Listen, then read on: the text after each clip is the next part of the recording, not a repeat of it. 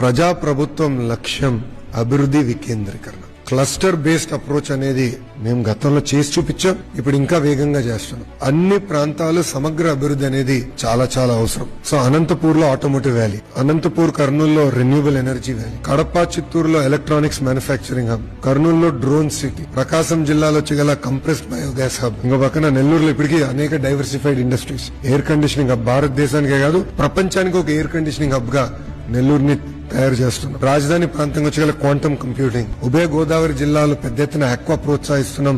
Refineries కూడా వస్తున్నాయి, port-lead economy వస్తుంది. ఉత్తరాంధ్రకు వచ్చగల pharma, medical devices manufacturing, GCC, data city, ఇవన్నీ కూడా స్టీల్ సిటీ, ఇవన్నీ కూడా రూపొందిస్తున్నాం. ఇక్కడ కేవలం ఒక కంపెనీ తీసుకొస్తాం మా లక్ష్యం కాదు, మొత్తం ఎకో సిస్టమ్ తీసుకొస్తాం. 1 గిగావాట్ డన్, వాళ్ళొక గిగావాట్ అయింది, సిఫీ ఒక 500 మెగావాట్ అయింది, ఇంకొక 4.5 గిగావాట్ చేయాలి. మా టార్గెట్ 6 గిగావాట్ చేసి చూపిస్తాం, సాధిస్తాం.